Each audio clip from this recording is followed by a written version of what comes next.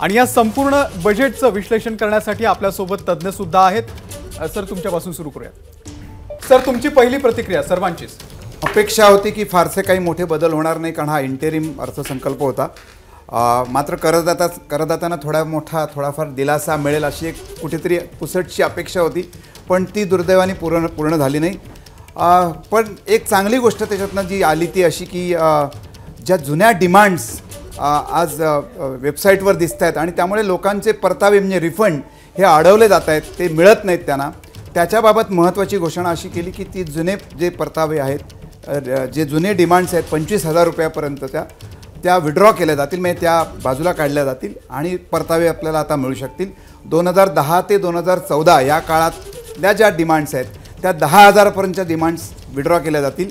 मला वाटतं ज्यांना बरेच दिवसात आपले परतावे मिळाले नाहीत, रिफंड मिळाले नाहीत केवळ ह्या डिमांडमुळे, आणि मी अक्षरशः 2004-5च्या पण डिमांड्स ज्या होत्या त्या आम्ही बघतोय की त्यामुळे लोकांचे रिफंड्स अडलेत। ही एकमेव एक घोषणा त्यातल्या त्यात दिलासा देणारी टॅक्स पेयर्सच्या दृष्टीने आपल्याला बजेटमध्ये दिसते। अन्यथा कुठलाही बदल टॅक्स ब्रॅकेटमध्ये नाही, टॅक्सच्या स्लॅबमध्ये नाही, टॅक्सच्या दरात नाही, कुठलाही आता फाईन प्रिंट बघायला लागेल, कदाचित काही प्रोसिजरल बदल आहे का, परंतु म्हणावा असा काही बदल या अर्थसंकल्पात आपल्याला करदात्यांच्या दृष्टीने दिसत नाही। भाजपचे प्रवक्ते अतुल भातखळकर सर आहेत। सर तुमची प्रतिक्रिया। नाही, मी सुरुवातीला आधी म्हटलं होतं की हा लेखा अनुदान आहे आणि त्याच्यामुळे याच्यामध्ये काही फार मोठे घोषणा किंवा बदल अपेक्षित नव्हते, पण ओव्हरऑल मोदी सरकारचं जे वैशिष्ट्य राहिलेलं आहे की पायाभूत सोयीसुविधांच्या विकासाला सातत्याने गती देणं, एक अत्यंत महत्त्वाची योजना त्यांनी 300 युनिटपर्यंत सोलरची जी वीज असेल ती लोकांना फुकट मिळेल, म्हणजे मोफत मिळेल, अशा पद्धतीची एक घोषणा त्यांनी केली आहे। आणि दुसरा माझ्या दृष्टीने महत्त्वाचा मुद्दा की कोविड नंतरच्या कालखंडातसुद्धा वित्तीय तूट ही नियंत्रणात राहील या दिशेने सरकारची कमिटमेंट जी आहे आणि सरकारची पावलं त्या दिशेने उचलली जातील हे त्यांनी सगळ्या जगाला आश्वासित केलं आहे। कारण वित्तीय तूट किती आहे, ती कमी होती आहे का, याच्या आधारावरच शेवटी FDI या देशामध्ये येण्याचं प्रमाण लोक ठरवत असतात आणि त्यामुळे वित्तीय तूट आटोक्यात ठेवण्याचं घोषणाही त्यांनी केली आहे आणि त्याप्रमाणे ट्रॅक रेकॉर्डचा सरकारचा आहे। त्यामुळे मला असं वाटतं की खरं बजेट तर जुलैमध्ये येईल, ते 100% माननीय मोदीजींच्या नेतृत्वाखालीच मांडलं जाणार, हे सूर्यप्रकाशा इतकं स्पष्ट आणि स्वच्छ आहे आणि त्यामुळे विकसित भारताची पायाभरणी करण्याच्या दिशेने टाकलेलं हे पहिलं महत्त्वपूर्ण पाऊल आहे, म्हणजे हे आजचा अंतरिम अर्थसंकल्प आहे। सर तुम्ही पण अर्थसंकल्प ऐकला, काय तुमची पहिली प्रतिक्रिया या संपूर्ण अर्थसंकल्पावरती? एक 2-3 गोष्टी इंडस्ट्रीच्या दृष्टीने की एक मला वाटलं की त्याच्यामध्ये डिफेन्स आणि रेल्वेमध्ये पूर्ण भारतीयकरण करण्याचा एक मानस त्यांनी कंटिन्यू करायचं ठरवलं आहे। त्यामुळे मला वाटतं मेक इन इंडिया याला खूप चालना मिळेल, एस्पेशली SME सेक्टरला त्याच्यामुळे चालना मिळेल आणि चायना +1, युरोप +1 अशा ज्या जागतिक पातळीवर भारताकडे बघितलं जातं मॅन्युफॅक्चरिंग करता, तर त्याला जास्त प्रोत्साहन मिळेल असं माझा स्वतःचा अंदाज आहे।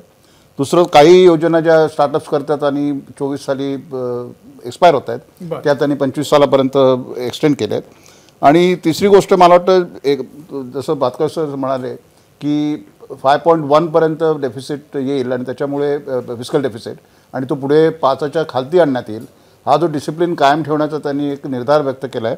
त्यामुळे मला वाटतं FDI येण्याकडे म्हणजे संबंध गुंतवणूकदारांच्या जागतिक एक भारताबद्दलचा कॉन्फिडन्स हा वाढण्यामध्ये उपयोग होईल आणि त्यामुळे FDIची वाढ होण्याची शक्यता आहे।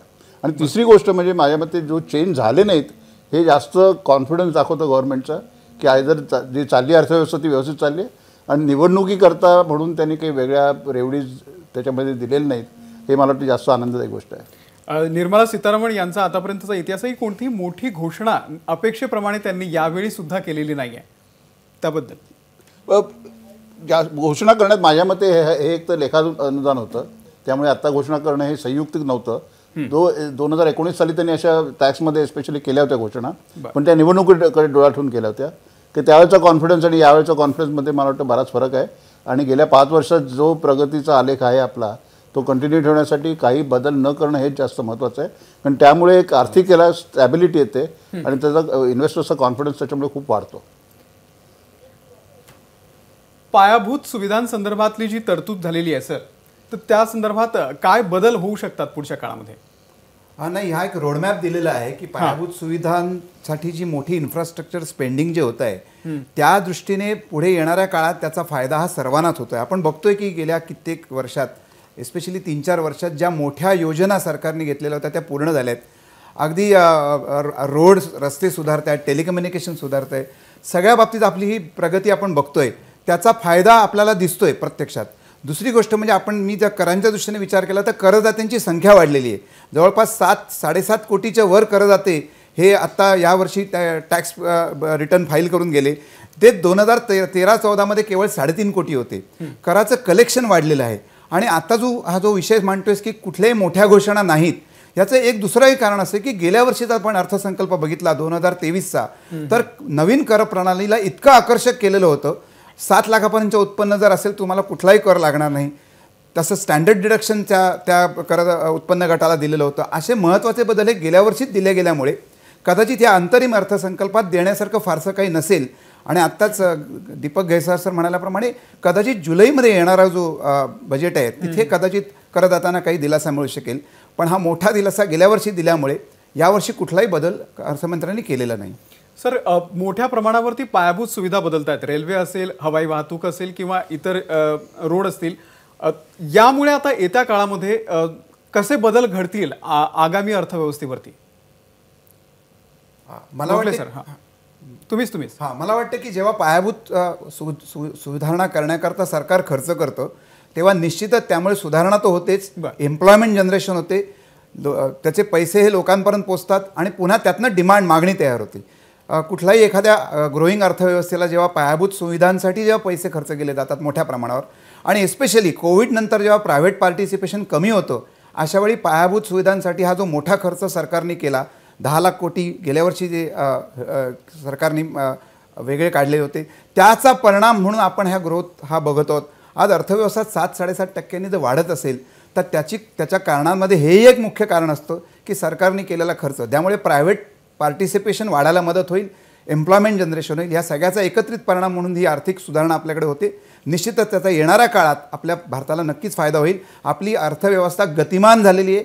ती 3 ट्रिलियन इकॉनॉमीची जी आता 4 ट्रिलियन आणि 5 ट्रिलियन जी आहे तिथे आपण जाऊ काही वर्षात. या सगळ्याला कारणीभूत असणारे जे बदल आहेत ते गेल्या काही वर्षात आपण बघतोय. निश्चितच. भातखळकर सरांकडे मी थोडासा राजकीय दृष्टीनं हा प्रश्न विचारतो की शेवटचं हे अंतरिम असं बजेट होतं दुसऱ्या टर्ममधलं. साधारणतः शेवटचं आणि अंतरिम असल्यानंतर 2 महिन्यावरती निवडणुका असल्यानं बरेचदा अशा आकर्षक घोषणांचा पाऊस पडत असतो, परंतु तो मोह यावेळी निर्मला सीतारामन यांनी सुद्धा टाळलेला आहे. त्या दृष्टीनं तुम्ही काय सांगाल?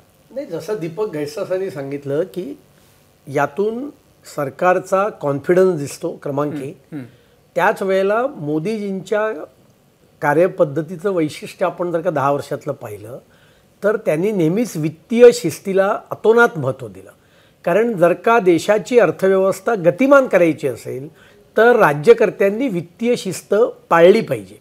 ज्या शब्दाचा उल्लेख त्यांनी केला, जो मोदीजींनी प्रथम केला, की रेवडी कल्चर, या रेवडी कल्चरमुळे देशाचं म्हणजेच थोडक्यात देशातल्या सर्वसामान्य माणसाचं हे खरं तर मोठ्या प्रमाणावर नुकसान होतं. अर्थशास्त्रामध्ये एक वाक्य आहे, there is no free lunches, की काही फुकट मिळत नाही. शेवटी एखादी सरकार एखादी गोष्ट फुकट देत असतं असं जेव्हा म्हणत असतं तेव्हा ते करदात्यांच्या पैशातून त्याची भरपाई केली जाते. आणि त्याच्यामुळे याचा अर्थ लोकांना सवलती द्यायच्या नाहीत, तर त्या दिल्या पाहिजेत. पण त्या सवलतींमुळे ती व्यक्ती, तो समाजगट आर्थिकदृष्ट्या सामाजिकदृष्ट्या आपल्या पायावर उभा राहायला पाहिजे, अशा पद्धतीच्या सवलती या दिल्या पाहिजेत. म्हणून जनधन खाती ही मोठ्या प्रमाणावर उघडली गेली पाहिजेत.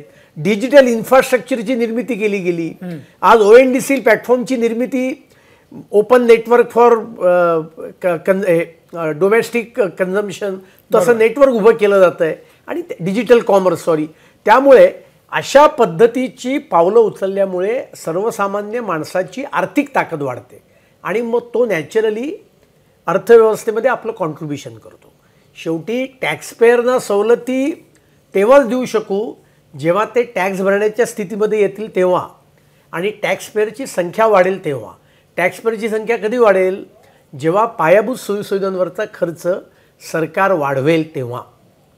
अर्थतज्ञाच्या भाषेत सांगायचं तर पायाभूत सोयीसुविधांवरचा खर्च हा GDP वाढवण्यामधला सर्वात मोठा कॉन्ट्रीब्युटर असतो. आणि आज तर निर्मला सीतारामनजींनी GDPची एक नवीन व्याख्या केली की गव्हर्नमेंट्स डेव्हलपमेंट अँड परफॉर्मन्स. आणि हे खरंच आहे की या सरकारचं हे वैशिष्ट्य आहे की गव्हर्नन्स आहे, गव्हर्नन्समुळे डेव्हलपमेंट आहे आणि तो परफॉर्मन्स पण आहे. आणि त्याच्यामुळे मला असं वाटतं की गतिमान अर्थव्यवस्था अधिक गतिमान होण्याच्या दिशेने टाकलेलं हे पाऊल आहे. निश्चितच तज्ज्ञ आहेत आणि त्यासोबतच राजकीय नेते सुद्धा आहेत. त्यांना नेमकं काय वाटलं ते आपण जाणून घेतलेलं आहे. परंतु ज्या जनतेसाठी हा अर्थसंकल्प सादर केला गेला त्या जनतेला काय वाटतंय, वेगवेगळ्या क्षेत्रातल्या तज्ज्ञांना नेमकं काय वाटतंय ते आपण ब्रेक नंतर जाणून घेऊयात. सर, आपल्या सर्वांचेच आभार. आपण या संपूर्ण अर्थसंकल्पावरती आपलं विश्लेषण केलं त्याबद्दल. ABP माझा, उघडा डोळे बघा नीट.